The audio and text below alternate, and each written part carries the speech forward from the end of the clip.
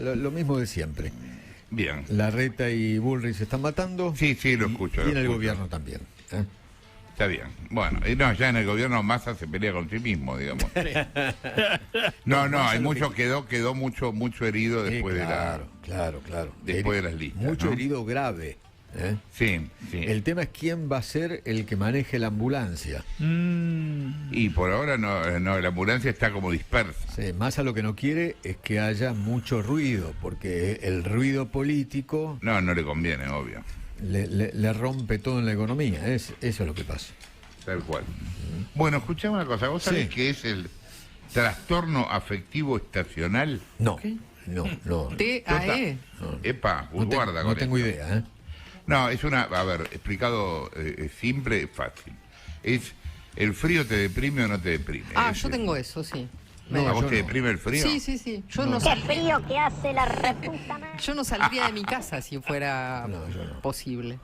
No, bueno, a ver, yo estaba, ¿se acuerdan? Yo estuve en Finlandia Sí. en diciembre. Y sí, cuando vos tenés 16 grados bajo cero, la gente vive de otra manera. Claro, obvio, eso. ¿No? A mí lo que me mata mucho es el calor, no me deja pensar. Sí, no, yo detesto el calor también, pero yo prefiero el frío toda la vida. Sí, Pero hay gente que en efecto se deprime. Preguntémosle a José Facioli, que es psiquiatra y jefe del servicio de psiquiatría del Hospital Italiano de Buenos Aires. ¿Qué tal, Facioli Feynman y Lanata acá? Buen día. Buen día. Hola, buen día, mucho gusto. ¿Me escuchan bien? Sí, claro. Bueno. Hace muchos años uno estudió en la Facultad de Derecho la teoría de los climas de Montesquieu. Yo no sé si usted se acuerda. Montesquieu decía que según que los climas templaban el carácter. Y a mí me parecía en aquel momento demasiado primario, ¿no? Pero yo después, a medida que uno va viajando, me fui dando cuenta que es muy probable que esto sea así. Es cierto. ¿Qué es lo que le pasa al carácter con el clima? Yo creo que escuchaba un poquito su introducción y no es tanto el frío, sino la falta de luz. Cuando usted comentaba, por ejemplo, que estuvo en Finlandia, que sin lugar a duda el frío cambia la vida de la gente, también en Finlandia lo que pasa es que hay en el invierno una exposición solar de muy pocas horas en el día. Y este trastorno estacional, este trastorno depresivo estacional, estaría más relacionado a la falta de luminosidad que al frío en sí mismo.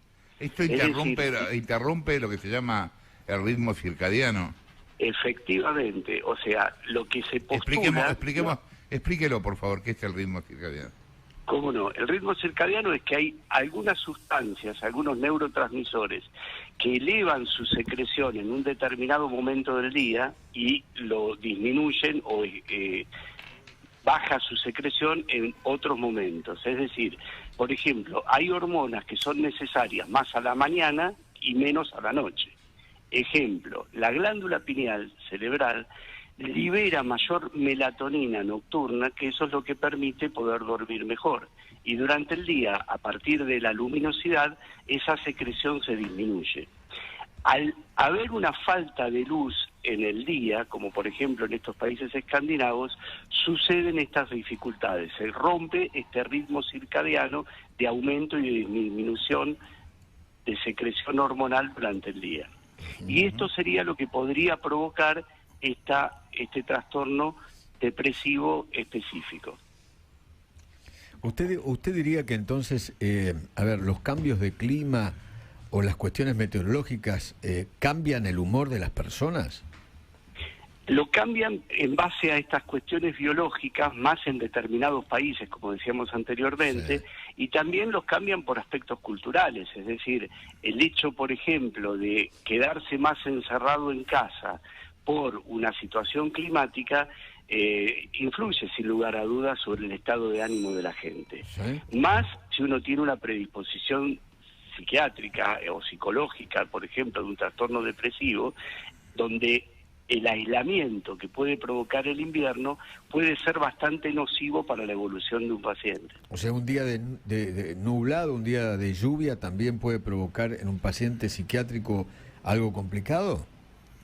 En realidad, no un día, y tampoco estamos hablando de una situación específica de varios días que puedan ser nostálgicos. No es como que ganas de llorar en esta tarde gris, digamos. Claro, claro, claro. Es fundamentalmente una situación de trastorno, es decir, tengo ganas de llorar en esta tarde gris, en esta tarde nublada y en esta tarde de sol. Es decir, cuando uno habla de un trastorno depresivo, no habla de un bajón, habla de un cortejo sintomático que es diario y permanente. Y en ese sentido, sí, el clima puede estar influyendo. Claro, claro, claro. La negra quería hacer una pregunta, ¿sí? ¿Qué tal? Buen día, ¿cómo le va? Adriana Verón lo saluda.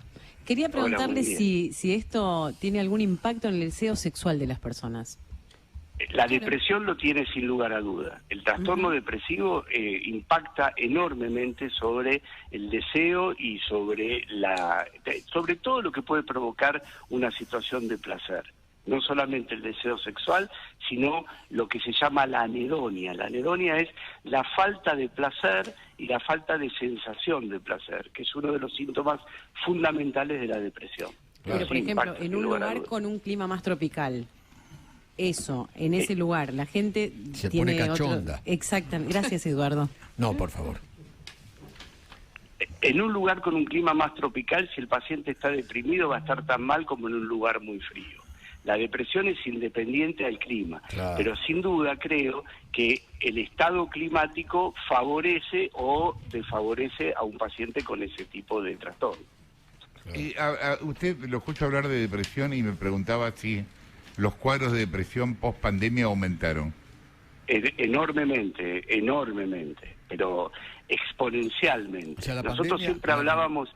La pandemia le rompió la cabeza a la gente. Sin lugar a duda. El encierro le rompió la cabeza a la gente. Sin lugar a duda, rompió los vínculos, rompió esta predisposición al aislamiento. El aislamiento invita mucho a la adicción es un círculo vicioso a la depresión. Claro. Sí, sin lugar a duda aumentó muchísimo, enormemente, la consulta y la necesidad del tratamiento para la depresión, sin duda. ¿Y cómo está la gente ahora? ¿Cómo la nota? Y va a ver, hay un aumento claro en la consulta, hay un aumento claro en la necesidad de tratamiento y hay una sensación de cierta... A ver, lo que creo que más condiciona la depresión es la esperanza. Y no es una realidad en este momento en la cual uno pueda estar pensando en que las cosas andan bien. Claro.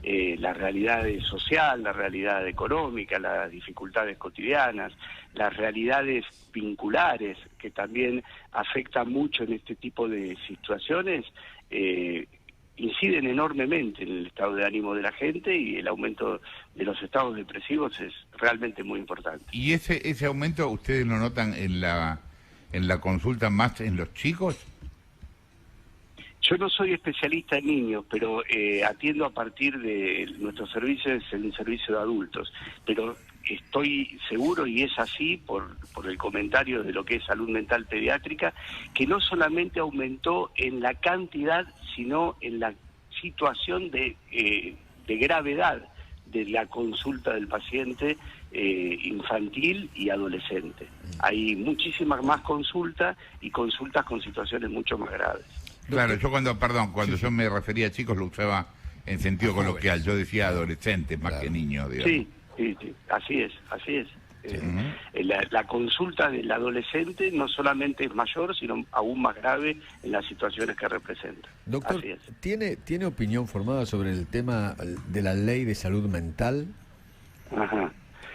A ver, la ley de salud mental es una ley que tiene un excelente propósito y que tiene se promulga con una excelente intención que tiene que ver con la posibilidad y la igualdad y el equipo multidisciplinario en tratamiento y muchas situaciones que favorecen enormemente al paciente psiquiátrico. Pero también, se promulga en un tiempo que también hay momentos y necesidades que van surgiendo a medida que se va aplicando, y probablemente algunas posibles modificaciones a determinadas partes de la ley podrían llegar a ser útiles. Claro, perfecto.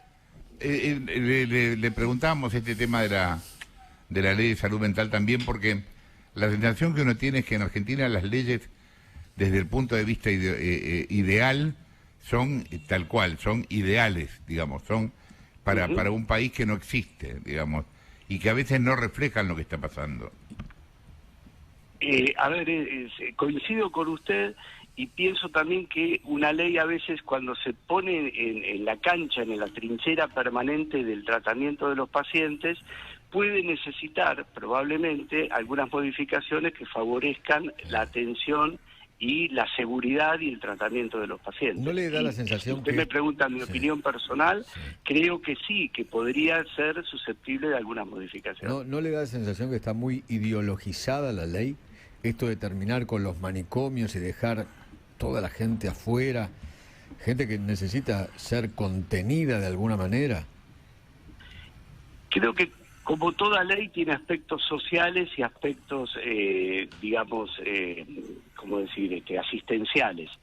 Sí. Me parece que sí, que siempre hay intenciones y pensamientos que pueden ser más llevados hacia una forma o hacia la otra.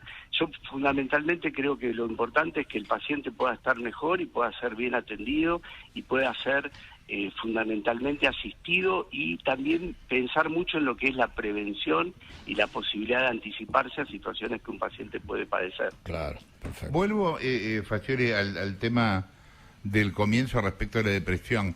¿Las mujeres son más propensas a la depresión que los hombres? Siempre en 2-1 la mujer padece más depresión que el hombre. ¿Y por qué? Es el doble en la mujer que el hombre. ¿Y Me por va a qué preguntar cree? cuáles son las razones. Sí, claro. Por supuesto que las razones son multifactoriales y mucho también hay de desconocido. Pero siempre se pensó que hay realidades hormonales y culturales que hacen que la mujer padezca más trastornos depresivos que el hombre. En cualquier país la prevalencia de la depresión en la mujer duplica al varón. Perdón, ¿usted incluye la depresión posparto como una de las depresiones en la mujer? Sí o sí, ¿no? La depresión posparto siempre es en la mujer, bueno, es otro tipo de entidad la depresión posparto, pero sí no deja de ser dentro del capítulo del trastorno depresivo. ¿Y cuál es la naturaleza de esa depresión posparto? ¿Por qué la mujer Totalmente biológica. La depresión posparto, además, más vale, totalmente biológica, no lo voy a decir solamente, ¿no? Claro. No deja de ser un momento tan importante, cultural y personal para la mujer. Pero hay una serie de hormonas y de frenos hormonales y de cambios hormonales que influyen sobre neurotransmisores, fundamentalmente la oxitocina, y se pone en juego, que es otra hormona que pasa en la mujer, el freno de la oxitocina, y esa hormona provoca, tiene mucho que ver en esta aparición de este tipo de situación depresiva. En cuanto a la irritabilidad, quería preguntarle si por ahí el tema estacional también tiene algún impacto.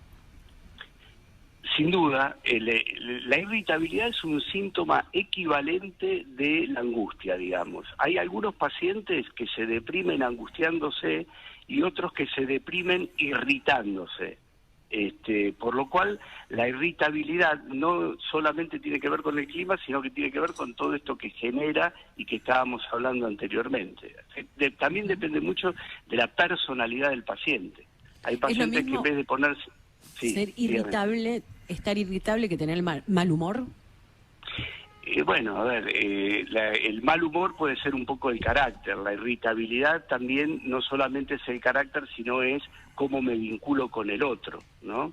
Y en cierta forma la irritabilidad es un poquito más que solamente el mal humor. Una persona con mal humor puede o no ser irritable. Hablando de irritabilidad, ¿no? Hay un dicho muy popular, esto de que con viento norte te chifla el moño, ¿no? Te volvés loco, ¿no? O te vuelves loco. Puede ser. Lo que pasa es que depende de dónde viva. Claro. Pero sí. Sí. A ver, sin duda siempre hay cuestiones culturales y folclóricas también en base al estado depresivo de los pacientes. Claro. Yo Lo que estoy entendiendo... Sí, perdón. Dígame, no, lo que quería destacar fundamentalmente que la depresión hoy por hoy es realmente muy prevalente, Y el estado de depresión, piensen que más o menos estamos hablando entre un 4 y un 10% de la población actualmente que tiene un estado muy depresivo. alto. Es muy alto. Y es muy alto. Y eso influye muchísimo en el carácter, en la irritabilidad, en lo que vemos en la calle con situaciones de violencia. Es decir, es muy, muy frecuente.